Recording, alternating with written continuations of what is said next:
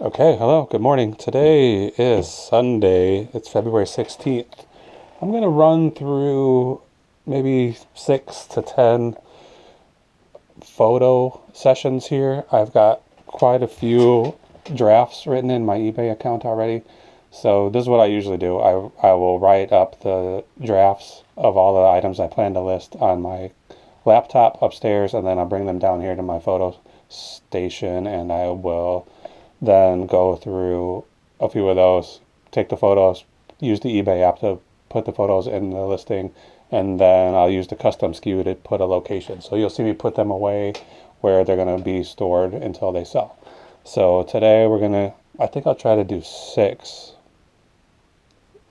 We'll see. If I get through 6 quickly, maybe we'll do 10.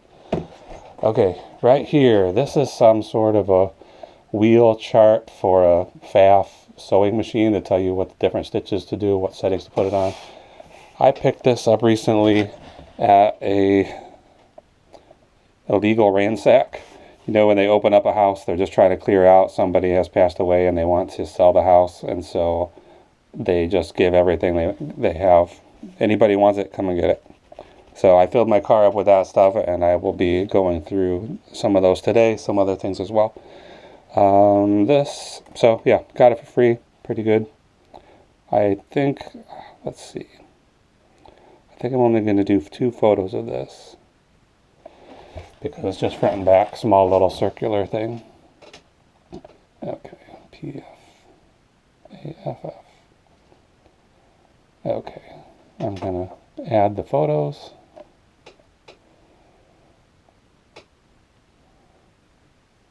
Then I'm going to figure out where I'm going to put this thing.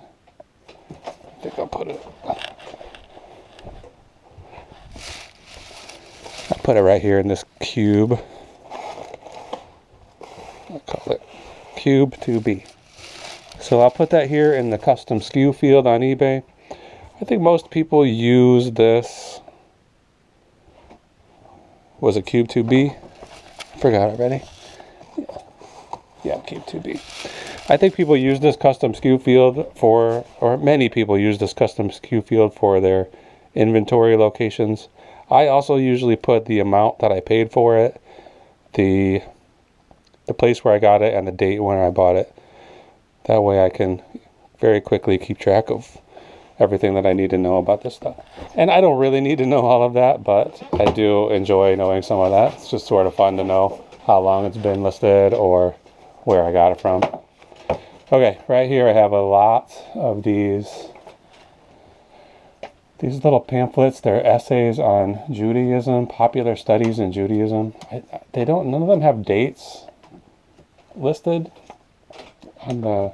Usually you would see on the inside front cover of a book, copyright date or something. These don't have that. So I'm just taking a wild guess about how old they are. And I would guess, these could be anywhere from the 1940s to the 1950s to the 60s, even maybe even the 70s. How do I know? But there's not a lot of sales history on these. I've seen, there's a few listings of individual booklets like this, and they're trying to get $7 or $8 a piece for them. I don't think they're probably going to get that, as I don't see any sales history at all. There's one person who has a lot of 10 listed, and they're trying to get, I think it was $150. I have 13 here. I don't think they're worth $150, but I don't really know. I'm going to just, I got them for free from that same estate sale, so I'm going to be happy if I can get $25, $30, whatever I get for them. I'm going to take a picture of each individual one. So the condition isn't perfect on these, so if somebody's going to buy them, I want to give them the best chance of seeing what they look like. There are a couple that are torn. The cover's starting to fall off, or the staples are loose. I have this photo station here that I built. I just set it on top of this desk. I don't know if you can see. I set it on top of this desk here.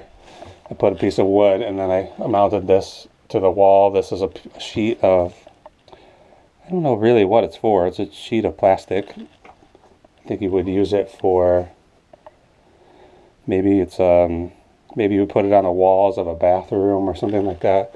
It's really thin and flexible, and to me it's better than paper because if it gets a little dirt on it, I can just grab a cloth and clean it off and reuse it over and over again.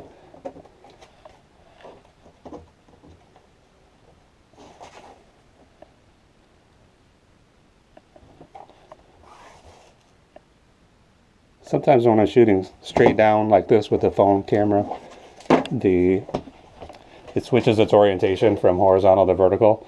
Even though I have this square format, it doesn't really matter that much, except I'll have to rotate some of these once I get them in the app, the eBay app.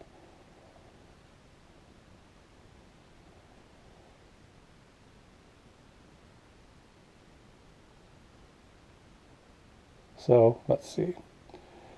13 of these. I started it at $40. I suspect after a few months I'll lower the opening price, the buy it now price, and see what I can get for these. Okay, I'm going to rotate these.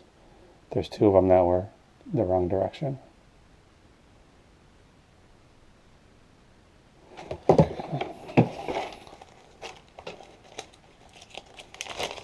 I'm going to use one of these Mylar sleeves to put them in, try to protect them so they get purchased. I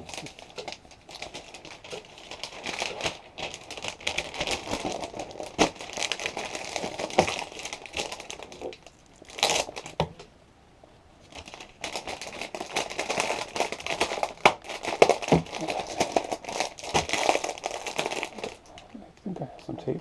I'll use this green tape.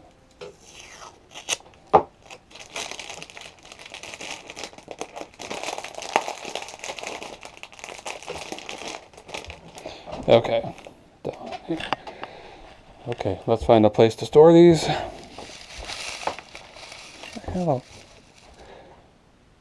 have this shelf here that mostly has books and DVDs on it.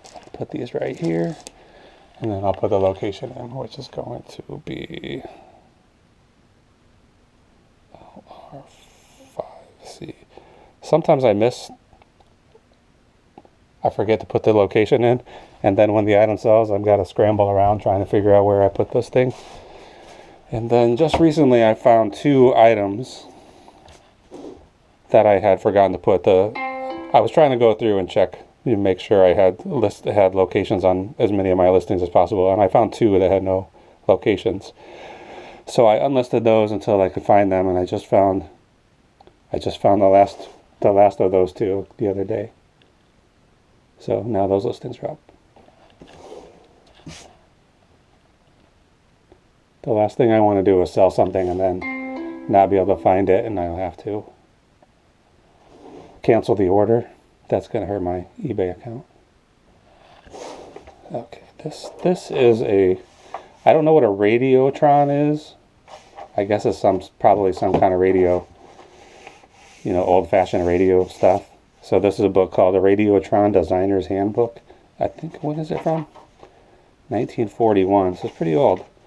I saw, quite a few. I see these kind of books a lot, like these old-fashioned electronics handbooks, and most of them not that great. This one had a pretty good sell-through rate. I think it was maybe 30 active listings and over 40 solds, and they were, some as high as $60, some as low as $20, $15 even.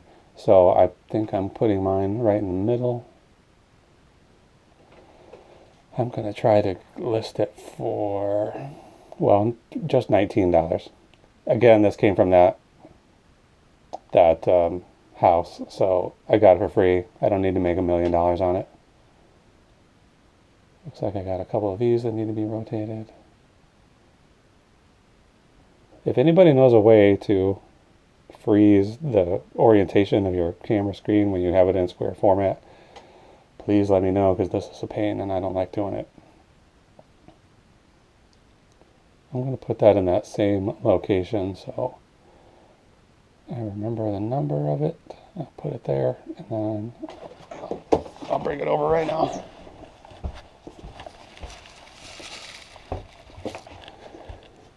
Okay. put it in the same spot.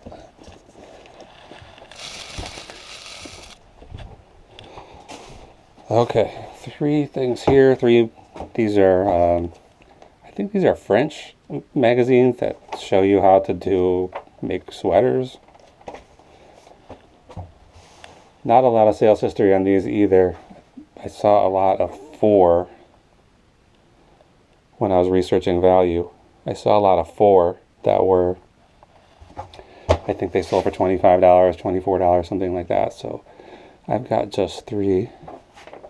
Do the front and back of these. These again came from the house, and there's a big stack of other kind of crafting, sweater making, and cross stitching and embroidery magazines. But these seem to be the coolest ones to start with.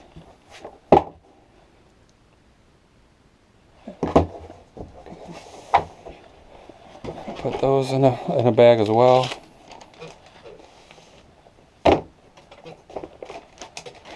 For lighting here on my photo station, I use these.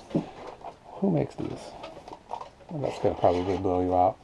I don't know who makes these, if they're Ott lights, something along those lines, like crafters lights. They are very common in thrift stores, and they're really easy to, to manipulate if you need to change your lighting situation. I would like to have like a nicer soft box or something that I can hang from the ceiling.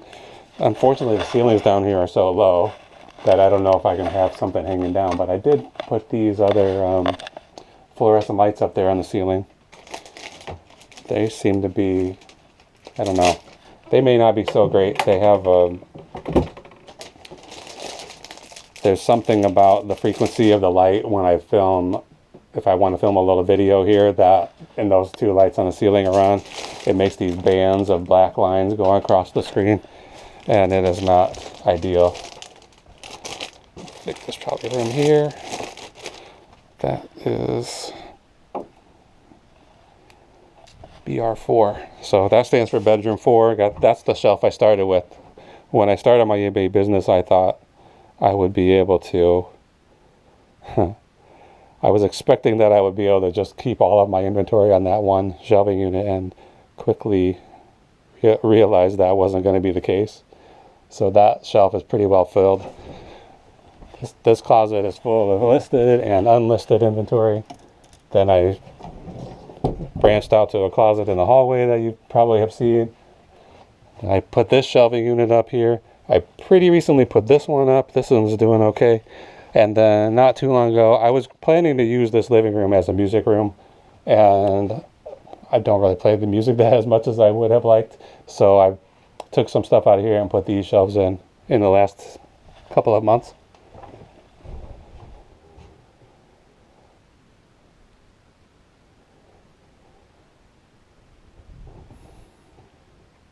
Okay, I'm going to put that location in, BR4, talking to you, and then I'm going to forget to do my work. Okay, how many is that? That's 5 we've done so far.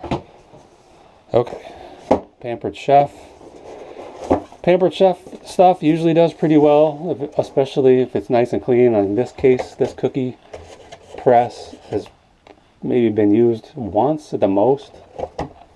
Possibly never used at all. And a lot of times they retire their products. So this, other people have listed this exact model number 1525 as retired. I don't know if it is for sure or not, but this one I did not get from the Ransack house. This came from, where did this come from? I'll tell you in a minute.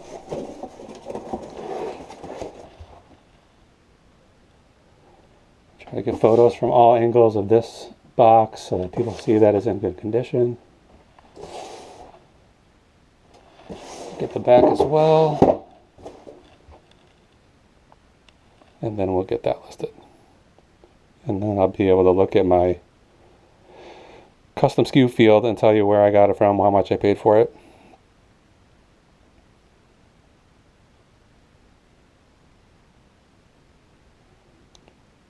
Okay, this was, I got this at the Salvation Army for $3.90. Where should I put it?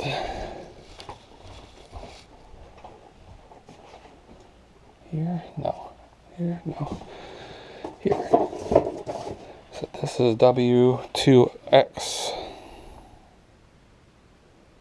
If I put an X, it means it's not inside of a box. One of these banker's boxes. Okay, so I got that. What did I say? I got that for $3.90. I'll probably try to sell it for about $32 plus shipping. Okay, let's do a shirt just for the sake of it. I hate to do clothing. It's one of my least favorite things to list. Oh, this has a little bit of a tear on the top. Can you see that? I'm going to think about this one. Do a different one. Okay, Patagonia. I almost never come across Patagonia clothes. Oh, this one has a tear in it too. Yeah, I need to start doing a better job looking at these things. I'll save that one for later. And I'll do this Peloton one for now. I don't know what to call this. A sleeveless shirt. It's not really a tank top. Not exactly a tank top. Maybe a muscle shirt. I don't know if people still use that term. It seems like sort of an 80s style. I'm going to use a little bit of this green masking tape, and I will get off any little hairs or anything that's sticking on here. This is one of the reasons why I don't like to do clothing. And then the other reason is measurements. I have started to go overboard with the measurements, I think, after I had a few returns for item not fitting, you know. I started to really go crazy with the measurements. If I can, I put the measurements in the title, I put it in the description, I take photos of the measuring tape, and then you'll see I use this board here to write the measurements and then take a photo of that and include that with the listing as well. So in this case I'll put chest, shoulder, length, and I call it hem, which I mean the bottom hem. Okay, here we go. Peloton. I think most Peloton stuff sells pretty quickly. I think it has lost a little bit of its selling power. Maybe it doesn't have as much cachet as it did at one time. And this one is extra large, so I think that's a good size. It should sell well. I hope. I was trying to do some quick research in the store before I bought this, and I could not find any examples of this exact same shirt, so I'm basing my price on similar ones. Okay, so that is about 20.5. I'll call this the shoulders. Take a photo of the tape and call it 18. Then I do the length like this. Call that 23.5. And then the hem I was talking about. I don't know if there's an actual term for this part of the shirt, but I call the hem. That's 22. Okay, then I will take a photo of this board. Boogie board. Rewritable LED or something. I don't know how it works. It has no battery, so it can't be an LED. Okay. Then one more photo of the back, and we'll be done with this one. Okay. Fold it. We'll fold it. Fold it, fold it, fold it. Put it in a Mylar bag.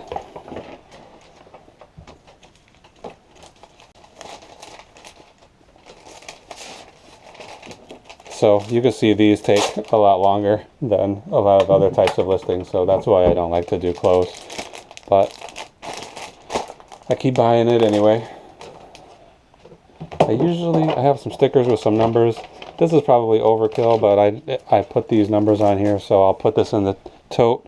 Over here I've got a tote. I've been working as I've been putting clothes in it. As I've been listing clothes, I've been putting it in that tote. And this one will get added into there as well. Okay, Peloton women's extra large. So I'll put my photos up.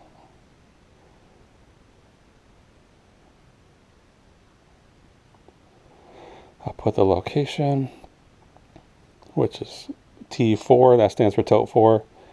This is one of the totes that slides under my workbench where I do my packing. T4209 is the number of the sticker I put on it. Then let's check these photos. Some of them are definitely crooked. This one's upside down. Rotate. This one's upside down. Yeah, you can see why this screen automatically switching is annoying, and I googled it and I can't really find a good answer how to keep it in the orientation I want. Okay, in this case I'm going to add in the description these measurements that I just took. 20.5, shoulders 18, length 23.5, and then the hem 22. And then that one's done. So I can clear this board out, put this in the bin, and that's it for today. So we went through 1, 2, 3, 4, 5, 1, 2, 3, 4, 5, 6, 7 listings. I'm not sure how long it took, maybe 20 minutes. Thank you for watching. We'll be back. Today's Sunday. There's no shipping tomorrow, so maybe tomorrow night I'll pack up all of my orders and then I'll make a video of that. So we'll see you late Monday night. Have a great weekend. Bye.